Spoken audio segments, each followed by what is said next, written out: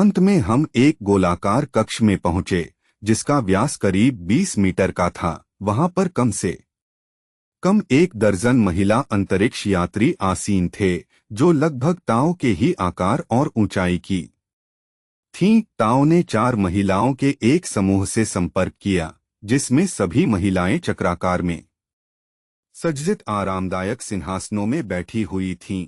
जब वह एक रिक्त सिंहासन पर बैठ गई तो बाकी के 4 सिर उसकी और जिज्ञासा दिखाते हुए प्रश्न पूछने की मुद्रा में झुक गए।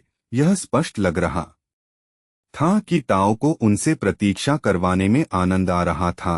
अंत में उसने अपनी खामोशी तोड़ी। मैं फिर से उसकी अपरिचित भाषा को सुनकर मंत्रमुग्ध हो रहा था।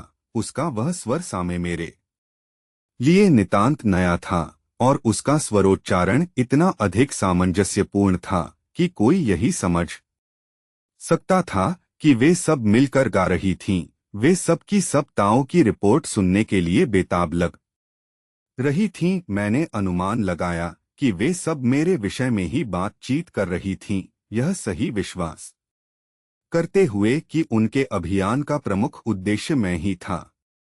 जब ताओ रुक गई तो प्रश्नों के झरने से फूट पड़े और 2 अन्य अंतरिक्ष यात्री भी उस समूह में भाग लेने लगे। अब तक चर्चा और बड़ी हो गई थी और वहां से और अधिक उत्तेजना के स्वर उमड़ रहे थे। उस चर्चा के एक भी शब्द को समझे बिना और ये देखते हुए कि स्क्रीन के सामने 3 और व्यक्ति वहां 3 डायमेंशन की छवियां दिखाते हुए पहुंच चुके थे, जो कि थोड़ी बहुत जीवंत रंगों से भरी थीं। मैं यह सोचकर आगे बढ़ा कि यह उनके विमान का कंट्रोल रूम ही होगा। अदृश्य होना मेरे लिए अब और भी रोचक अनुभव हो गया था, क्योंकि वहां पर प्रत्येक व्यक्ति मेरी उपस्थिति से अनभिज्ञ होकर अपना नियत कार्य बिना किसी अवरोध, व्यवधान और ध्यान भंग हुए कर रहा था। बाकी के स्क्रीनों की तुलना में एक स्क्रीन अधिक बड़ा था, जिस पर मैंने कुछ बिंदु देखे जो औरों से कुछ बड़े थे और चमक रहे थे, जो अबाध गति से अपनी नियत दिशा में घूम फिर रहे थे। काफी सारे बाईं तरफ की ओर और काफी सारे दाईं तरफ की ओर।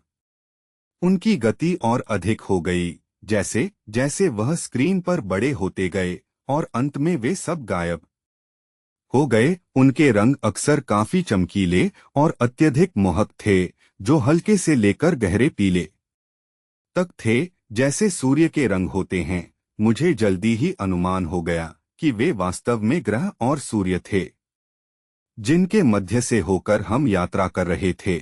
और यह समझकर मैं और भी अधिक उत्तेजित हो गया कि वे सब स्क्रीन पर कितने शांत से लग रहे थे।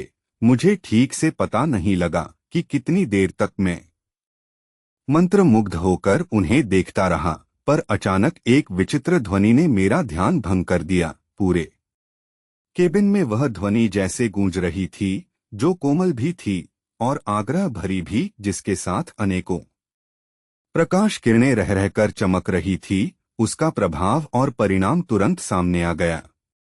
अंतरिक्ष यात्री गण जो अब तक ताओ के साथ वार्तालाप में संलग्न थे, अब एक साथ कंट्रोल पोस्ट तक पहुंचकर और अपने लिए निर्धारित कुर्सी पर बैठ गए। सबकी आंखें चौकन्नी होकर स्क्रीन पर लगी थीं। इन बड़े बड़े मॉनिटरों के बीचों बीच मुझे एक स्पष्ट आकृति दिखाई देने लगी, जिसका